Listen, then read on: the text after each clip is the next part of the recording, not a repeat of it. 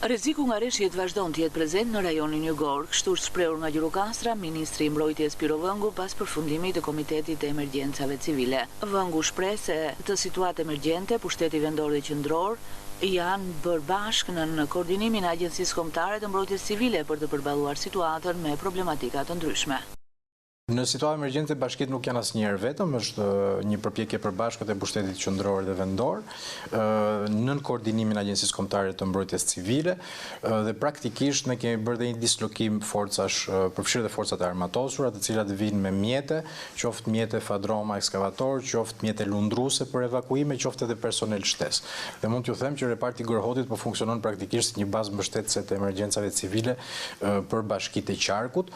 jo vetëm qarkut Gjirokastrës, po edhe pjesën e Delvinës dhe Sarandës. Ne po verifikojmë me xhenierët tanë edhe me një ekip që po më shoqëron praktikisht në çdo pikë të vështirë,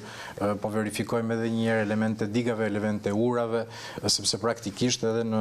në ura të caktuara, siç e dini, në nivel qarku kemi pasur situata ku disa këmbë urash mund të jenë shëmbur, krijojnë problematika për akses, detyrohemi të mbyllim aksesin për banorët, po nga ana tjetër nuk mund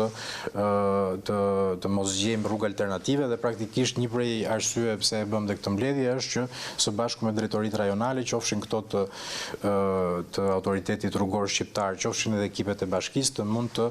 gjenim rrugë alternative, akses alternativ derisa të kemi rehabilitim të plotë të infrastrukturave të dëmtuara. Lidhur me problematikat e shfaqura në urën e Glinës dhe rrugën e Suhës, u shpreh se po punohet për krijimin e rrugëve alternative, ndërsa siguroi se banorëve të fshatrave që janë bllokuar nuk do t'i mungojë asnjë shërbim. Kemi një situatë qoftë në urën e Glinës, qoftë në urën e Suhës praktikisht midis Libovës dhe Dropullit.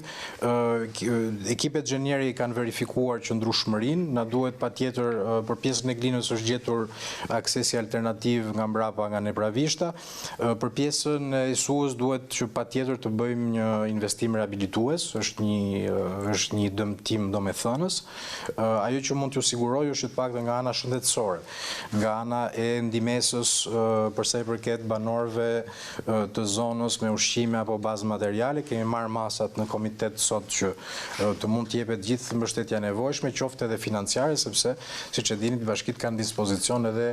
fond të kushtëzuar nga qeveria për efekt të menaxhimit të emergjencave. Pra besoj se kemi resurset njerëzore, resurset financiare, mjetet dhe personelin e duhur, të gjithë janë në terren dhe besoj se do ta tejkalojmë shumë shpejt këtë situatë. Komiteti i Emergjencave u mbaj të njëjtën pasdite në prefekturën e Gjirokastrës me praninë e përfaqësuesve nga 7 bashkitë e qarkut dhe drejtorive rajonale që janë pjesë e shtabit të emergjencave.